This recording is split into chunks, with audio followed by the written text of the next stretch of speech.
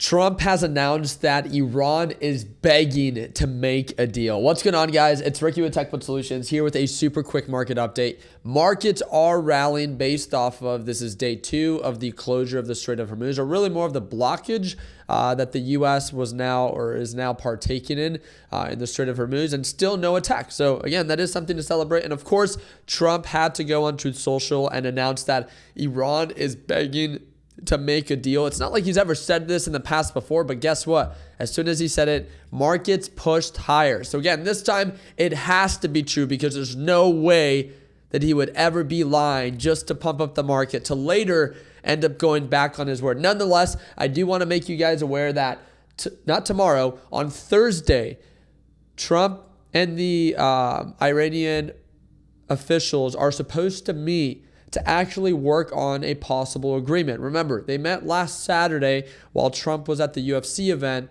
and it didn't go well. But that was not Trump that was involved in the negotiations. So now we will see if an actual agreement comes to light. Nonetheless, the markets are celebrating two things: Trump's tweet and also higher inflation. I don't know if you guys saw the report today. We came in with the PPI report, which is the inflation report on the producing side of things.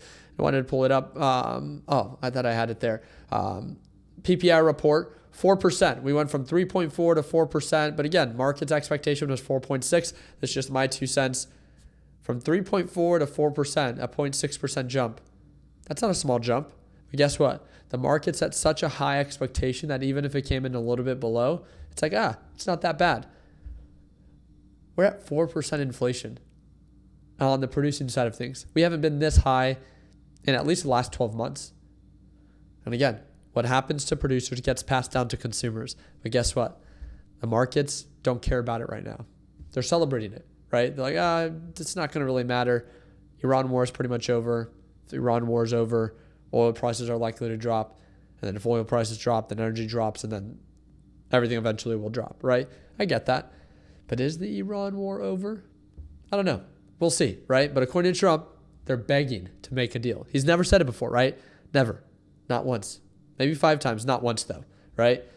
NASDAQ market, incredibly bullish, 1.3%. It's literally struggling to pull back. There are slight pullbacks along the way, but incredibly difficult stock to or market to short right now as it's become very resilient. So again, congratulations for those that ended up going long this week. I do want to give a huge shout out to all of our traders. I made a video about AMD was one of the many companies that I decided to buy the dip on, not just for my long-term portfolio, but also my daughter's, right? My daughter's 4 years old. I started investing for her as soon as she was born in 2022. Was a great time to buy the dip as markets sold off. And one of the stocks that I was talking about was AMD when it was trading at $200 per share. It did hit lows of $190. I didn't buy it at the lowest price point. I just wanted to get in with a few shares, a few $1,000 for my daughter at around $200 per share. It's now up at $251. So now we're approaching previous highs. I don't know if I want to make a whole video on it, but it's up about 26%. And I just wanted to make you aware that it's approaching previous resistance levels. Not a signal for you to sell, but just making you aware that if you do want to take profits or reduce your exposure, then again, reminded, I made a video when it was down.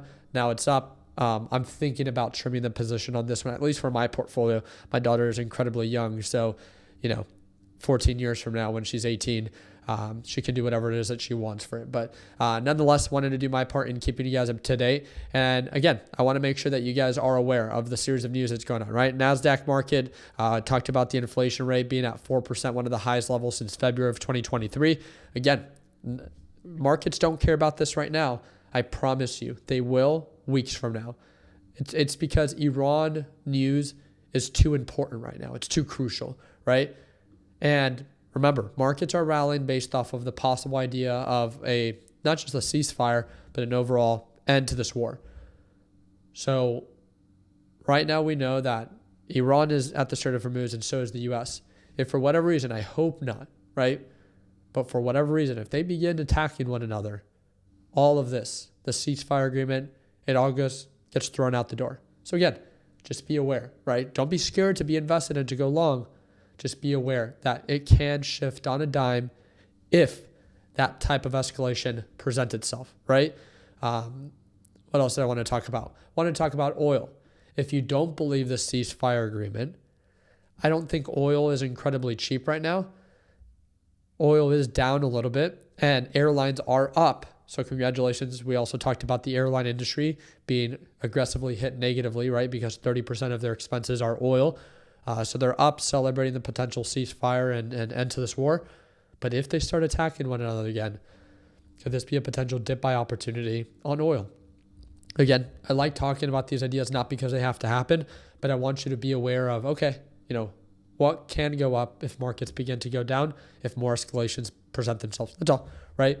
Other than that, speculative stocks are up an insane amount today. I was looking at, like Oklo is up 6%, RGTI is up 10%, Irene is up 7%. All the bullshit companies that don't make any money are absolutely killing it today. So just be careful. Don't be afraid to take profits and understand that, again, if things do get worse, it's always the speculative assets that crash the hardest. So I'll do my part in keeping you guys up to date. But like I said, if you're a beginner and you learn best by watching other people do, I offer one service and one service only, and that's LPP. I trade live every morning right at market open. And if you like the way that I break things down because they're easier to understand, I really do believe that you'll enjoy our daily live sessions.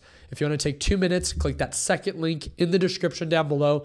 Learn more about our LPP team and see if it's a good fit for you. We also have a discount link in there for you. Appreciate your time. Like always, let's make sure that we end the year on a green note. Take care, team, and a happy Tuesday.